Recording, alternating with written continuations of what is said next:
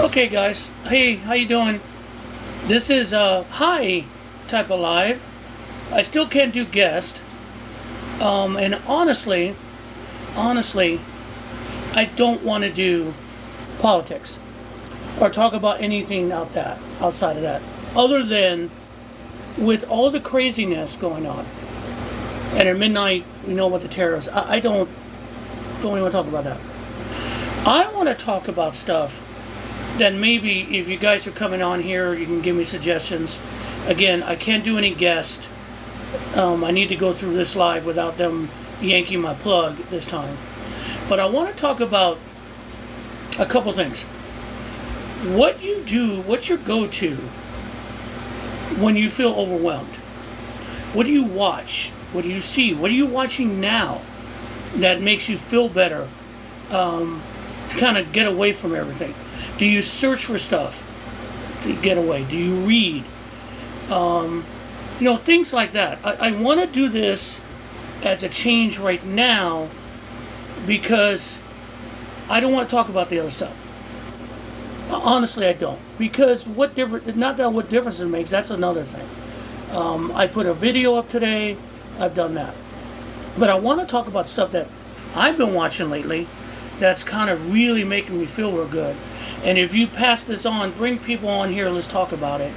Not make you feel good, but kind of forget or even make me think, which I think is important. Thinking is still really important. We can start with books. We can talk about music. We can talk about shows. The one thing about the broadcast networks, they're dying a slow death. They're dying to slow death because streaming has taken over and has done a lot for entertainment and creativity.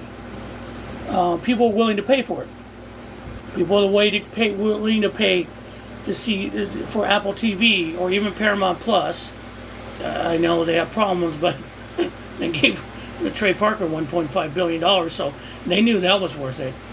Netflix, that has their own production, same with Amazon.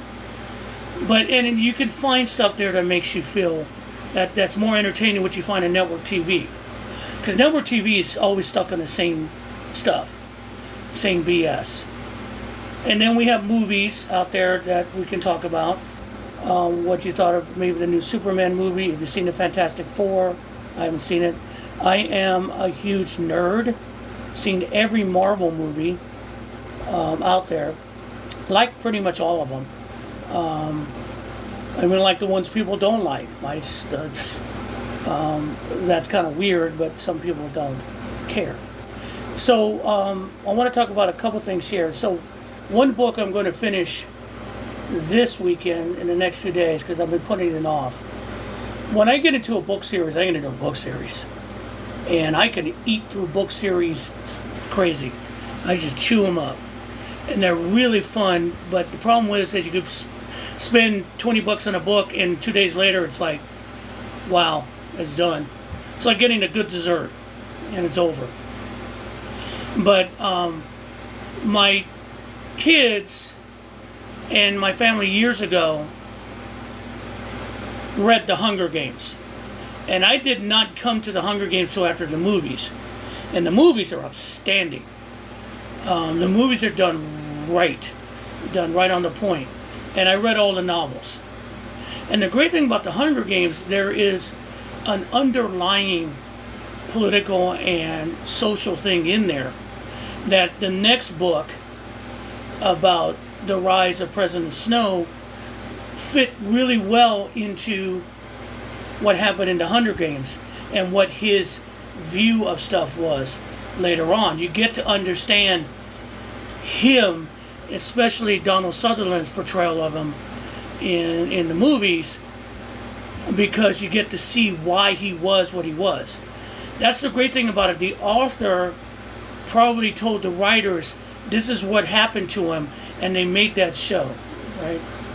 The newest book, Songs of the Reaping, which talks about Haymitch and his time in the arena and why he became who he is great. I'm looking forward to seeing that in the movies.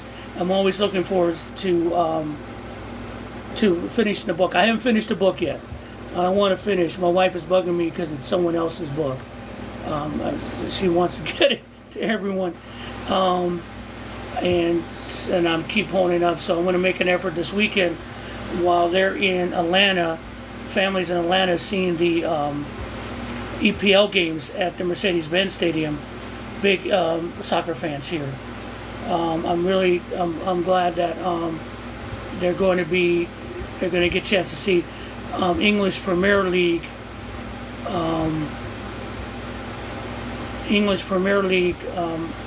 football in Atlanta, and that's a good stadium to watch stuff.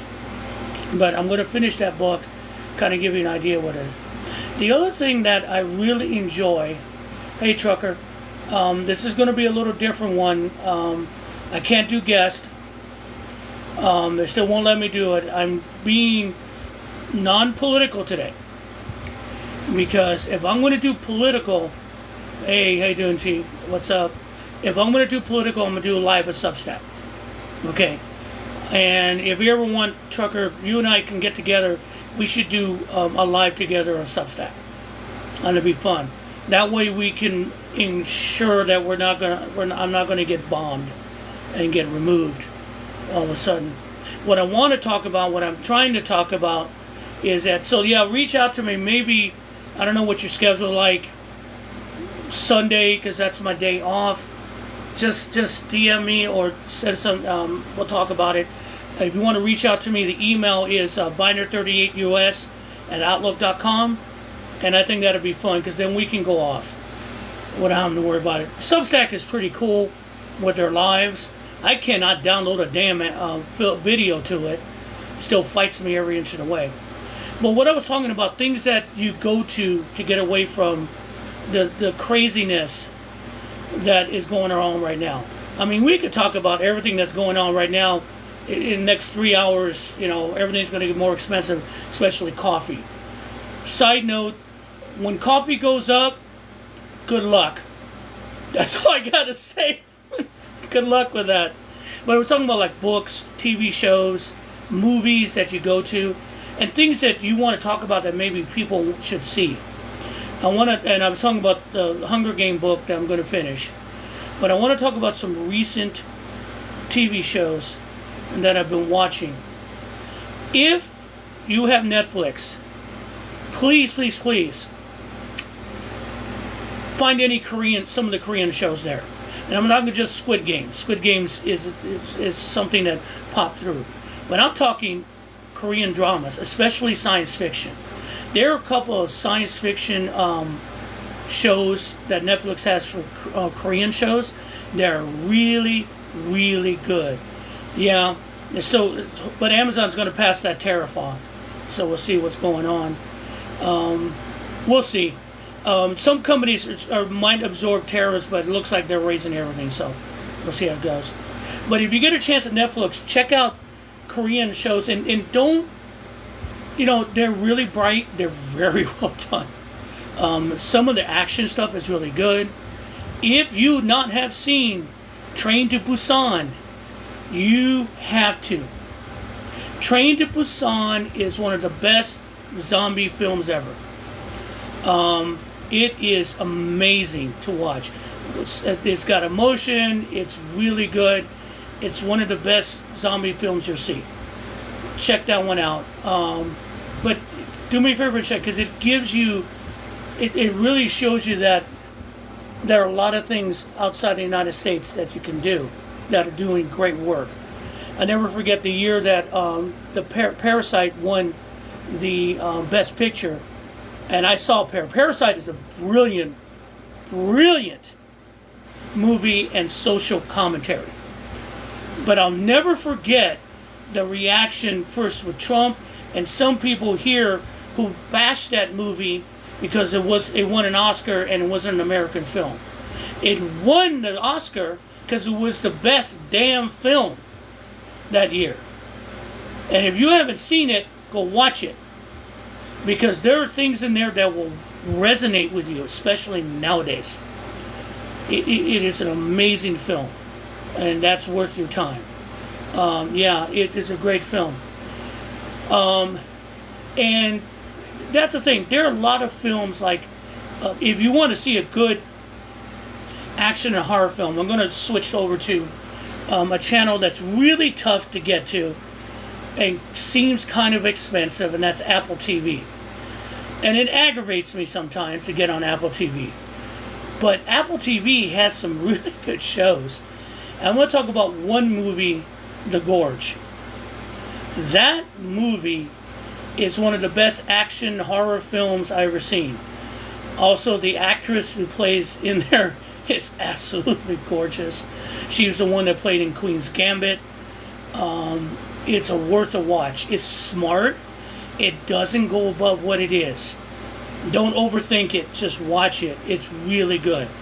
Honestly, it's a romance with stuff thrown in. But the one show that I binged 3 seasons, literally in a week and a half, is a show called For All Mankind. This is done by Ronald D. Moore. Ronald D. Moore was one of the writers and producers of Star Trek The Next Generation. Ronald D. Moore later was the impetus behind Battlestar Galactica with Edward Olmos in it, Katie Sackhoff. Wonderful series, worth watching again. Love that series. It's so brilliant science fiction. To me, the 2 best science fiction series I've ever seen in my life. I'm going to push out Star Trek and Star Wars because they're different genres. But real science fiction is Battlestar Galactica and The Expanse. If you haven't seen The Expanse on Prime, spend time watching it. Another brilliant science fiction show with real science and politics. Very smart, worth watching. Some of the acting and lines are great. Please, if you have Amazon Prime, watch The Expanse and tell me what you think.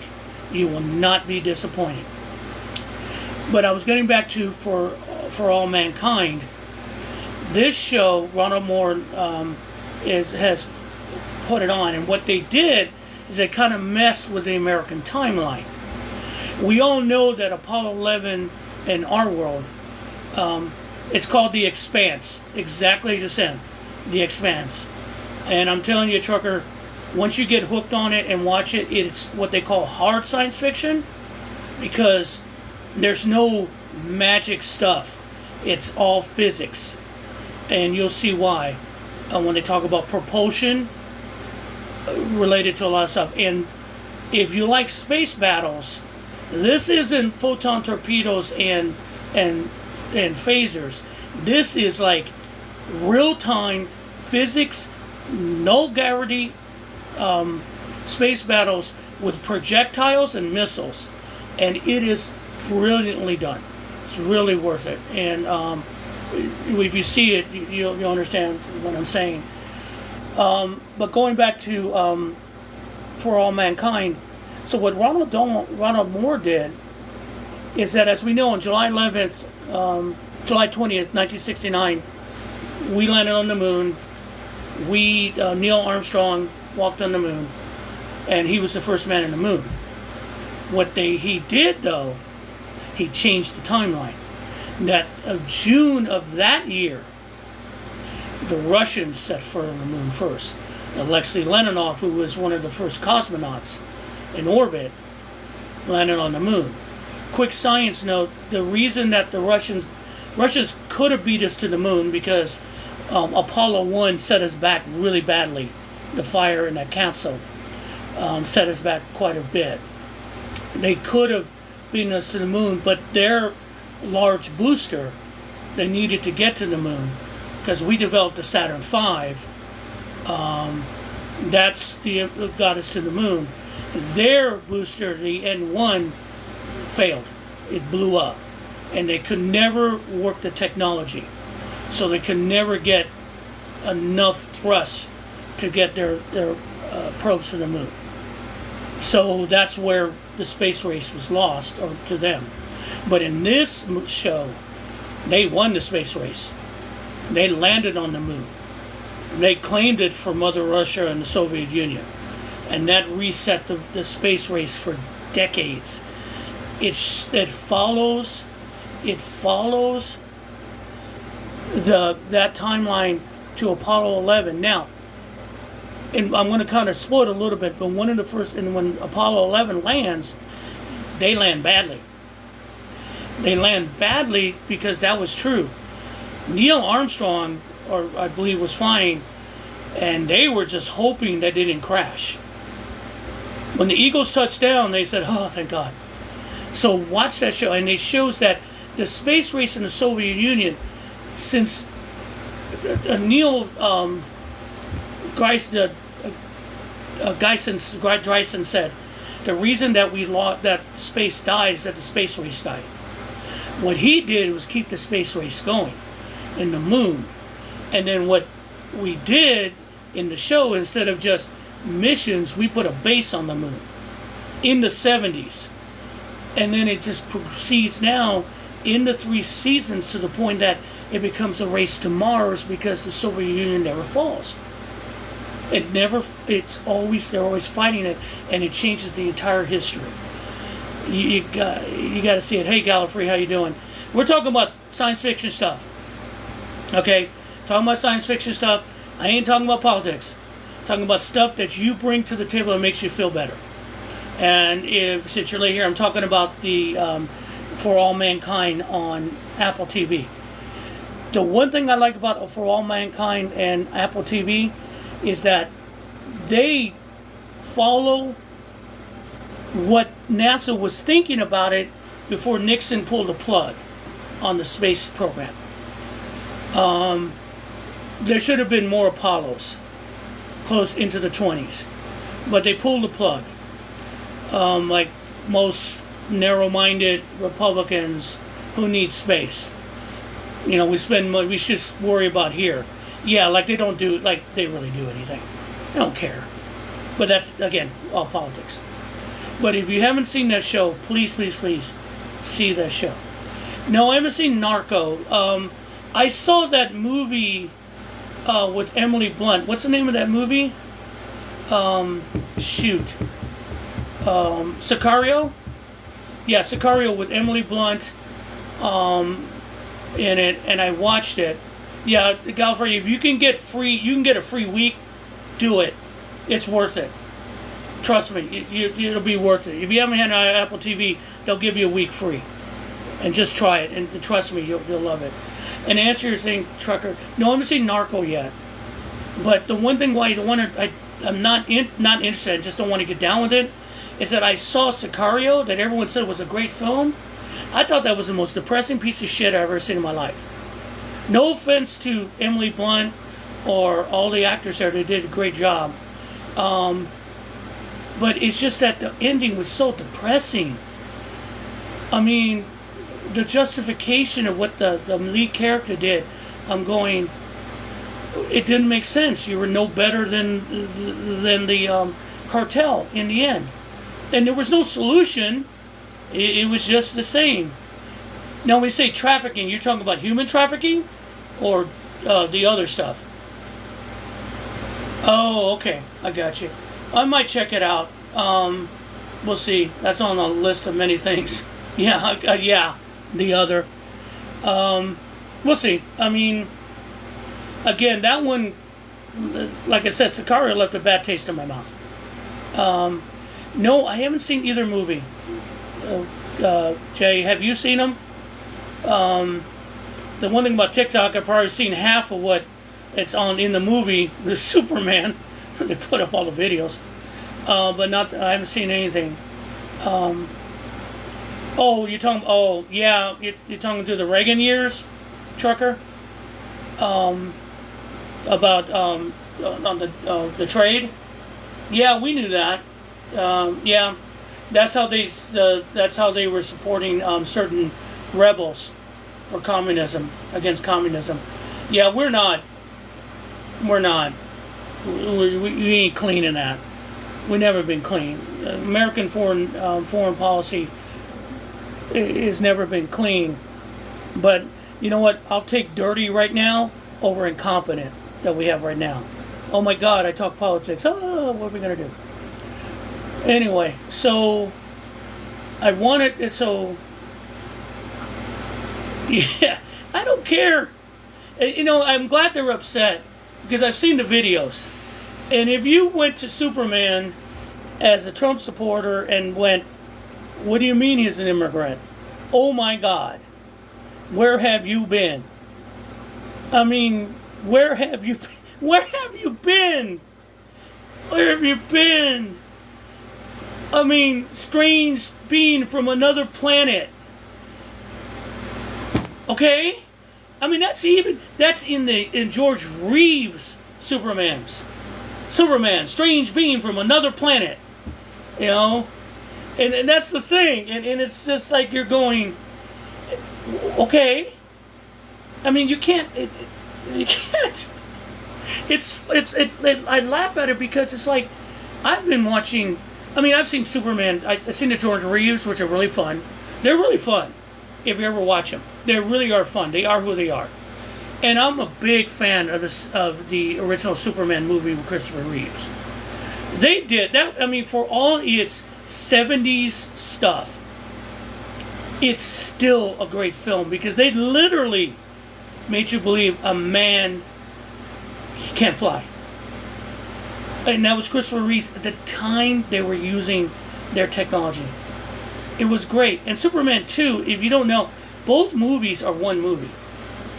They made two movies. That's why it kind of looks the same. Superman 2 is great because it's hilarious too. Come on. I mean, the guy who plays Zod, kneel before Zod. Come on. It's great. I love that. And I also like Christopher Reeve because Christopher Reeve was a good man. And Christopher Reeves set the standard. And that's the thing. I hate Zack Snyder's version of Superman. That's not Superman. That's not him. Never will be him. That's not. That's just a joke. Through the whole Snyder run, or whatever that DC is, exactly, Jay, the whole Snyder run, and what DC was, the only good movie in there, the only good movie in there was the first Wonder Woman movie. That was a good movie. That actually captured Wonder Woman. I thought Gal Gadot did a good job. I thought the story was good. They messed it up in the second one because they were looking for something they should have done. Aquaman had moments, but I like Jason Momoa. It had its moments. It wasn't bad, but it wasn't great. I just couldn't take the Snyder stuff. First, I couldn't take out the washed out look. Color exists, bro. Color exists in movies. We can have color. I mean, black and white doesn't mean it's edgy. It means it sucks the life out of everything. The one thing I've seen about the new Superman film, which I haven't seen, oh yeah, he's going to be awesome as Lobo. And have you seen the James Gunn interview? They talked to him about when he became head of DC. Great move. And already, with the clips I've seen with Superman, I saw the ending, and I'm going to spoil it. Spoiler. Okay. Supergirl is going to be great. Because I like what he's taking it. Because that's what James Gunn does. But what James Gunn also does, he takes smaller characters in a movie and makes them bigger. Because let's be honest. I love the Justice League cartoon. I love the Justice League secondary cartoon. I just drew a blank on what it was. Unlimited. Because I'm really a fan of Mr. Terrific. Mr. Terrific was kind of cool in Justice League Unlimited. And then Eddie Gathal as Mr. Terrific in Superman, and again, unfortunately with the videos, I've seen the clip, he just brings it. And that's because James Gunn knows the supporting cast is just as important as the main person. You know, yeah, Creature Commando is good. I have to finish it. Didn't finish it, and he doesn't pull punches on that. Peacemaker, I'll try to work my way through. I liked his version of the Suicide Squad. I thought that was good. I thought it was funny. I thought it was on the point. Then again, the actors were great. Anything that Idris Elba's in, I'm going to watch. And it was good. And I think what they're doing with the Rich Versus the Peacemaker, okay. It's just that I can't take John Cena. John Cena wears on me a little bit. And I'm still pissed at him on what he did in Suicide Squad. And I'm glad in the second season that he's going to have to pay for that. I really am, because that still pisses me off to this day. And maybe I'll finish Peacemaker until the next one comes out, because I want to see the second Peacemaker, basically, because I love me some Guy Gardner. Oh my God.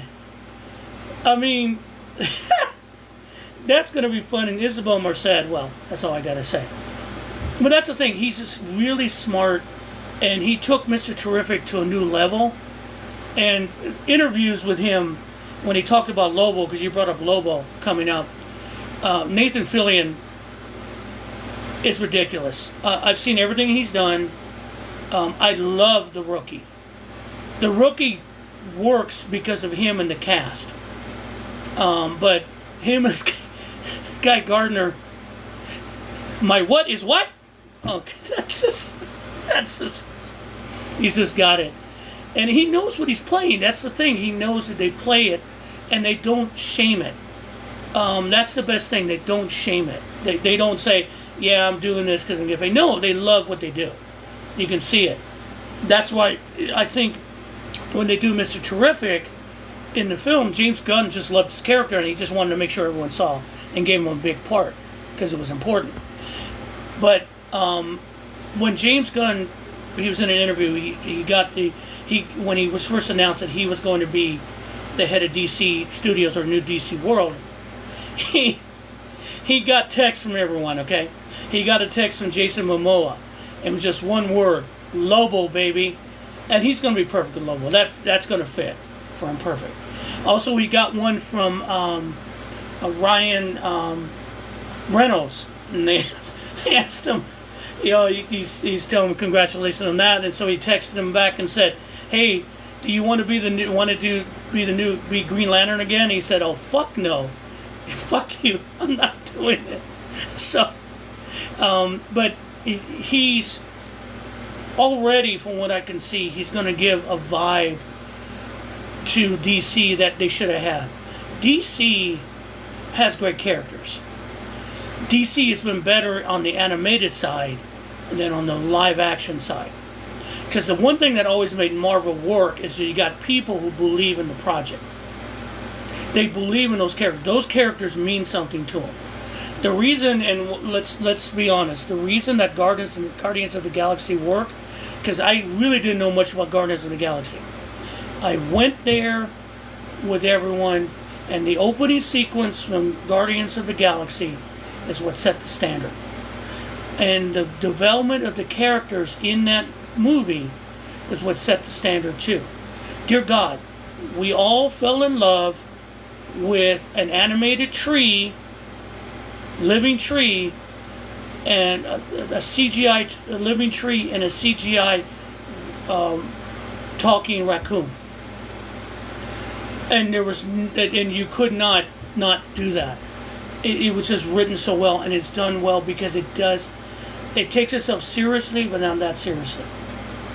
And I think that's a lesson that a lot of these people don't, when they take on these projects, they take them on, but they don't do it with any kind of oomph. Oh yeah, great set of movies. And the other thing with, like, if you want to see something that just take it on without any oomph, is the three sequels of Star Wars, where I don't think J.J. Abrams really kind of got the message. In some of the series they do, because they believe in it. If you've seen Andor, you know what I'm talking about. That's hardcore. They believe in it. And I do like what they did with Ahsoka and some of the other cartoons like Rebels. But you got to believe in it. You got to be in the world. You got to make it stand out. And I think that's what a lot of people forget when they get these projects, they think, hey, we're just going to do it. You got to remember, like, the reason Batman still pulls up is that it's still trying to catch up with what they did with, Batman, The Dark Knight, Return of the Dark Knight. Those were just really smart films and still resonate today. You can watch The Dark Knight and just go with it. You can go to The Dark Knight and just go with it and decide, hey, TJ, how you doing? We're not talking about anything. We're not talking about politics. We're talking about stuff that you recommend. Believers. Exactly, Jay. Believers. And that's why I think a lot of the Marvel films work, because they were believers. And people took to them. And the actors took to them. And their fans. One thing I love about Michael B. Jordan is he's a huge anime fan. And he's a huge comic fan. And you could see that in his performances. And he believes in his projects. True believers. And going to side note about him, if you have not seen Sinners and you have HBO Max, please, after this live, go see Sinners. Watch Sinners. It is not what you think it is.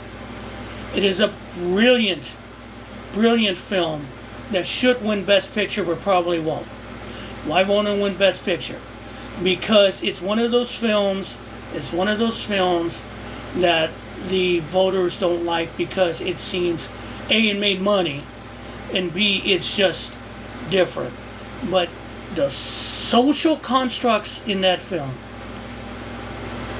is secondary, is primary to the horror element.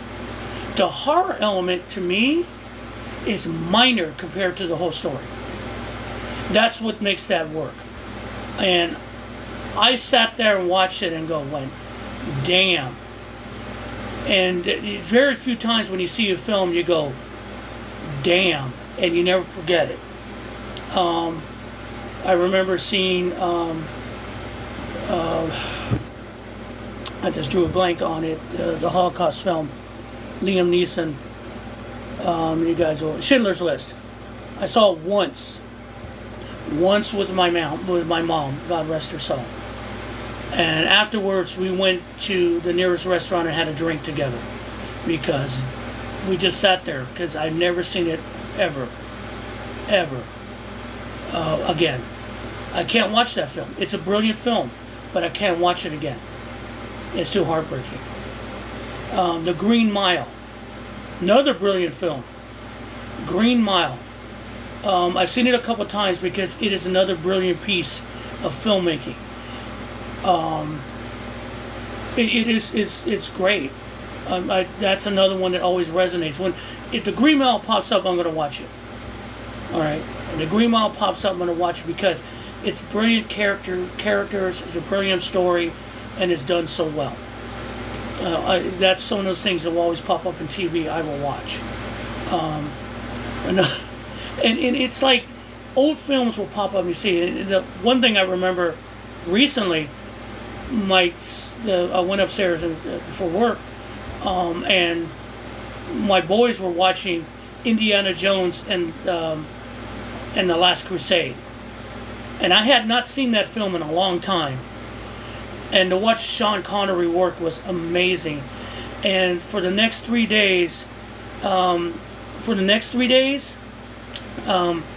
watched all of the Indiana Jones films, even The Crystal Skull and Dial of Destiny.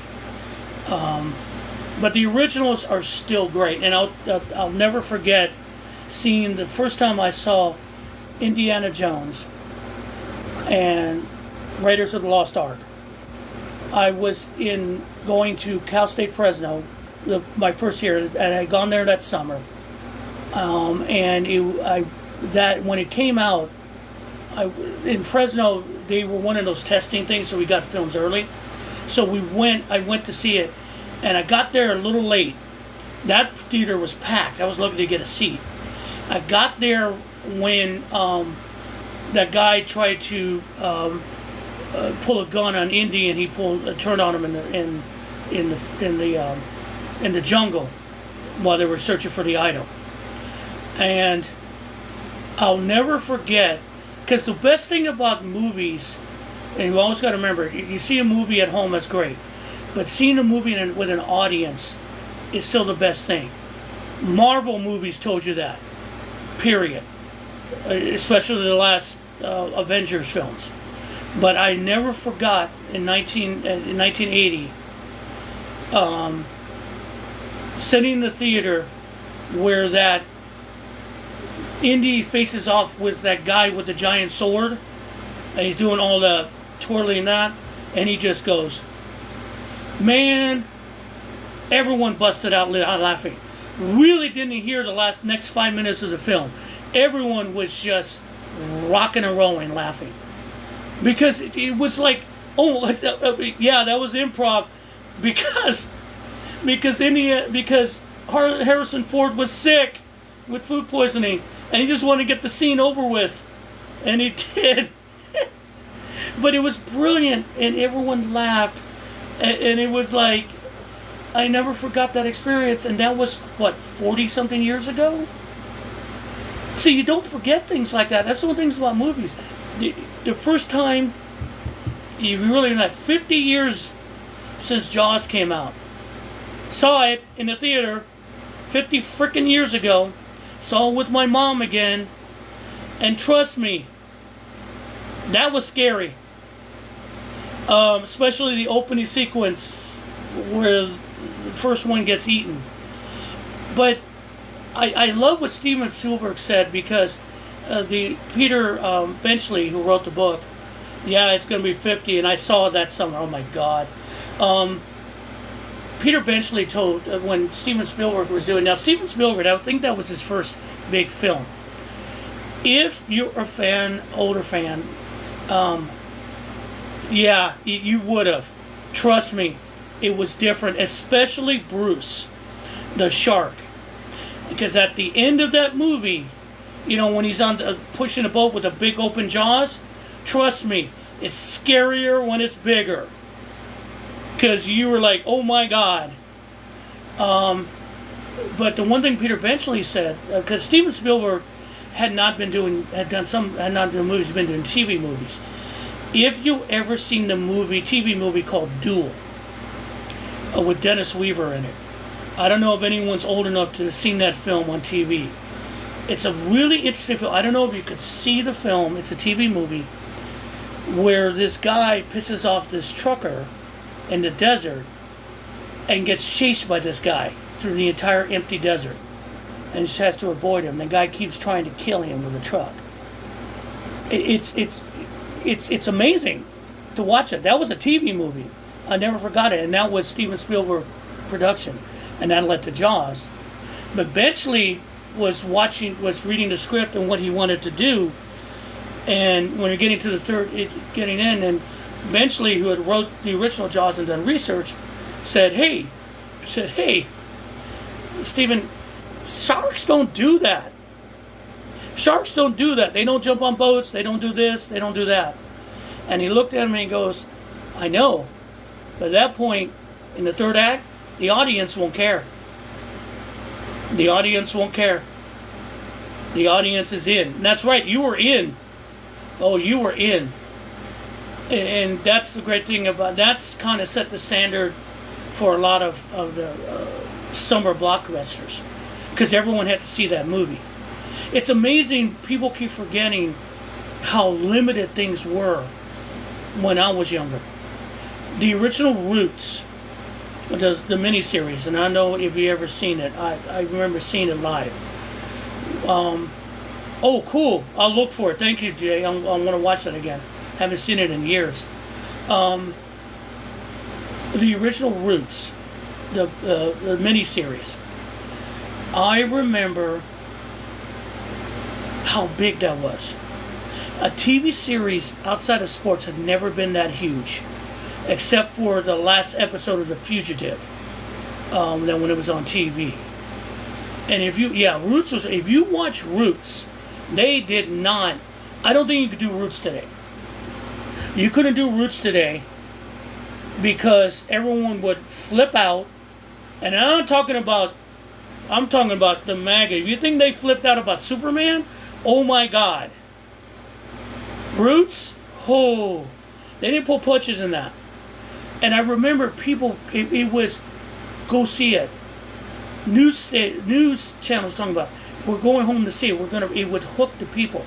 And you have to remember, a lot of this was appointment television. Streaming is good and it allowed opening up a lot of things. But one thing you got to remember is that when we were younger, you had to wait for it, or you had to go find it, or sit down and make time to watch it. The original, says Drew a blanket, will come back to me later. Appointment TV, and you don't have that anymore. I mean, I don't mind. The hardest thing I see sometimes is that when you want to see a series on streaming, they dump all the episodes. Yeah, you run to the fridge or the bathroom during commercials. Yeah. Now, the good thing about it, when they invented videotape, and you can record them, oh, thank you, Lord. Because then you can watch them over and over again. My mom loved watching stuff over and over again in movies, especially TV. She would record them. And the good thing about that, you can fast forward to the commercials. I remember that with the video and the videotape. No, we did not have a beta. No, we had a VHS. It's like, and one thing you can think about, like television, episode television, it hasn't really been as big as it used to be. I remember ER in the 90s. ER was huge. But networks also screwed themselves because they would put out episodes, 1 or 2, and then it would be weeks before another one comes out. And that would drive people crazy. But ER was huge. Those were things that you made appointments for. Nowadays, you can find what you want. And I think that's what network TV is finding out real quick. You don't dominate. Because there's studios that can make product and find other outlets for it. Netflix is big. Netflix, I believe, and someone can help me if you guys understand. There was an animated movie they made that Disney dropped because it had some kind of, oh God, what was the name of that? And it'll come back to me. But Netflix picked it up and it's huge. I've seen a lot of good stuff on Netflix. A lot of good anime. If you want to see a good anime on Netflix, we're going to shift over to cartoons now, guys. Yes, those of you who were raised on Bugs Bunny and Warner Brothers, raise your hand in the chat. Because I cut my teeth on that. All of it. Yep, perfect. All of it. And the thing about those cartoons, when I was a kid, they were funny. When I was an adult, I really got those jokes. And go, damn, no wonder I'm messed up. You know, it's those jokes. Some of those jokes were like, ooh, wow. Oh, wow. I mean, you sit and go, damn it. Okay, I get it now. But, and then anime, I saw some anime as a kid. The funny thing about it in those days, I remember watching 2 anime shows, black and white. Kimba the White Lion and Gigantor. Kimba the White Lion and Gigantor, you can only find them on the PBS station, channel 28 in Los Angeles, if you had the UHF antenna, a little round one. But I remember watching those, especially Kimba the White Lion. They redid it. I have a video, my wife bought me the set. But Kimba the White Lion was great. I remember that. And Gigantor was fun, the music and all that. But the first anime experience I had was, oh God, I just drew a blank on it. TV, the SDF-1, Robotech. Robotech would come out in the afternoon, at 3:30 in the afternoon on a local channel, and you get to watch it in pieces. They didn't follow the whole thing. They got to the last series and it kind of vanished, so I had to find it. But I remember getting hooked on that on the Robotech. But my real introduction to anime when I finally got hooked was Cowboy Bebop. Those of you who have not seen Cowboy Bebop, go watch it. It's on Hulu, I believe, maybe Netflix. I believe it's on Netflix. Don't watch the live. Someone did not do their homework and thought they could fuck with a good thing, and they did. The music, the vibe, still ranks to today. You're going to carry that weight. So I recommend that to you. But one anime that I'm catching up on now, that I didn't see before is it the black and white one, Jay? Or is it the color one? I'm just curious, because the black and white one I will watch all day long, all night long. But I'm catching up on Full Metal Alchemist. I've never seen it. My kids were big on it. Oh, okay, so it's the black and white. Thank you. I'll check that out. Full Metal Alchemist, which I had never seen. My kids, I've read all the mangas. And I'm starting to get into the show and going, damn. That show is anime cute, but deep and scary. So if you haven't seen it, I recommend that. Okay, guys, thank you for listening. I'm going to go ahead and give this a shot. I gave this a shot because I just want to do something different. And just kind of talk about something other than what we talk about all the time. Because we need to, once in a while. So don't feel bad if you decide to take some time for yourself. Because it's worth it. So watch what you want to watch. Tell me, yeah, it is a good break. Tell me why you like Starship Troopers, the movie, which I do. That is my number one guilty pleasure that I will watch. Because it's ridiculous. It is. And I love it. Because it's ridiculous. Alright? The science is all wrong. But it just works. And I will watch that over again. Just a quick note. There's a cartoon version of Starship Troopers done by Peter Verhoeven, which is worth your watch. You can't find it anymore. It's so good.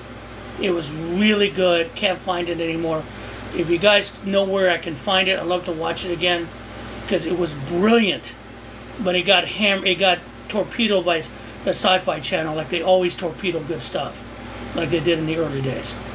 But yeah, if that's my guilty pleasure, and then you got to go to it. You have to go to it, because I can open up the news and Aaron Parnas and go, Jesus. But you know what? We're better than that, and we've done so much in the past. All this entertainment I talked to you about, we enjoy, and also tells you a story and makes you think. So remember that, because when you see something like Full Metal Alchemist that makes you think about power and conspiracy. But if you watch Starship Troopers, it's a joke, but it talks about propaganda. Do you want to know more? So what we watch and what we enjoy as nerds, or because a good drama is great, but I swear to Almighty God, sometimes dramas are just ridiculous. They become dramatic for dramatic's sake. Tell me a story.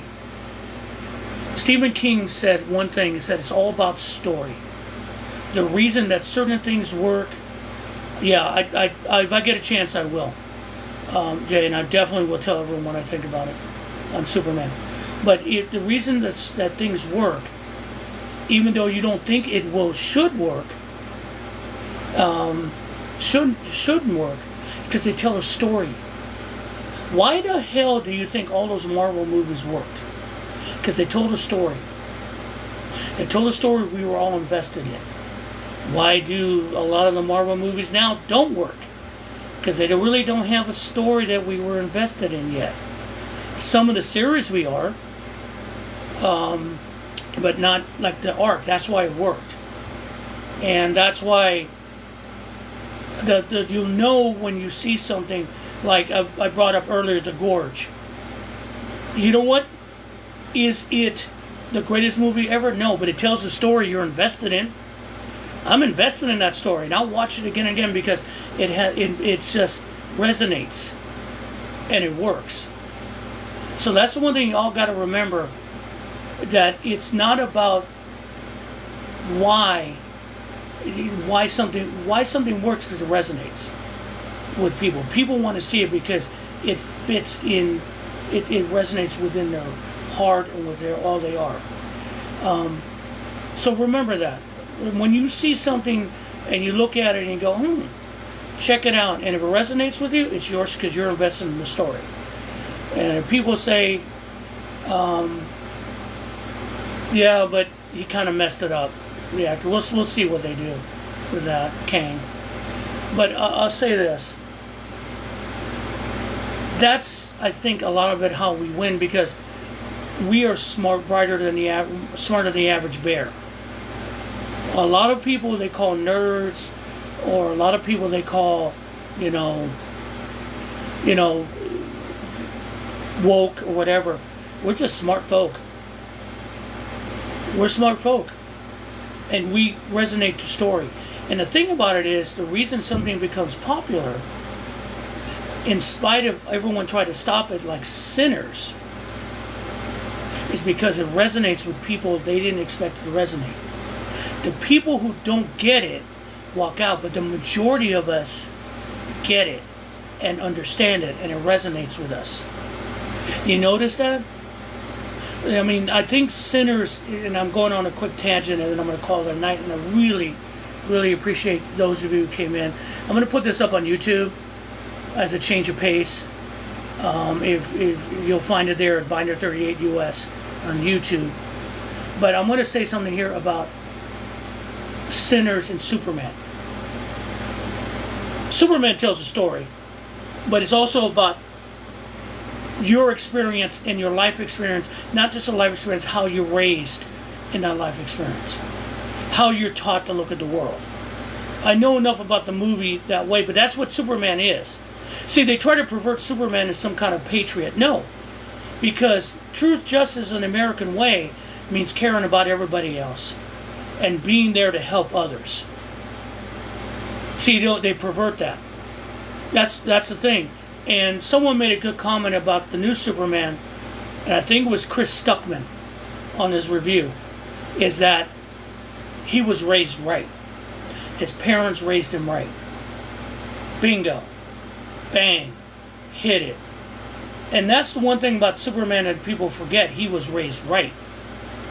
He was raised by people who believed in helping others.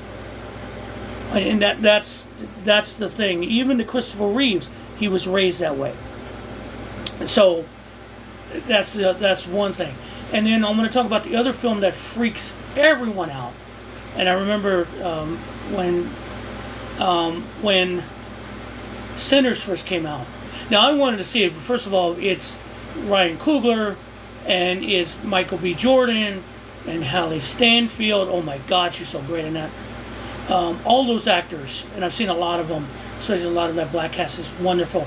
The guy who plays Sammy sings like that. He is fucking amazing. But I remember you could tell those who get the movie and those who don't. And those who don't are usually the hateful MAGA type who don't get it. They don't get it. Why do they depict them like this? They're not. I don't get it. What do they mean about Mississippi at that time? You don't get it. You're never going to get it. Because those movies, most stories, require you to have empathy. Characters have to care about what they're doing and their story. Story means not just conflict, because people confuse conflict. It's not about conflict. It's about the story, and within the story is a conflict for the protagonist to get over and the antagonist. But the best stories tell about the humanity of that person getting through it. I mean, you cannot punch your way through everything. You cannot shoot your way through everything. It's just all part of the story. And maybe that's what this life is about, is that we keep forgetting that a lot of our life is a story. And how we feel toward other one else, how we present ourselves in our story. I think the greatest line that will always make me cry when I saw Hamilton the first time on stage is, who lives, who dies, who tells your story? And all of us, with our relationships to our family, a relationship to our friends, a relationship in life overall, when we shuffle off this mortal coil, what's the story they tell about us? I tell stories about my mom and my dad, my brothers, my brother, my sister. Some good, some bad.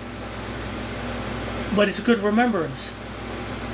So that's the thing, I think, when we talk about movies and books and films, why stories resonate, because our lives are stories.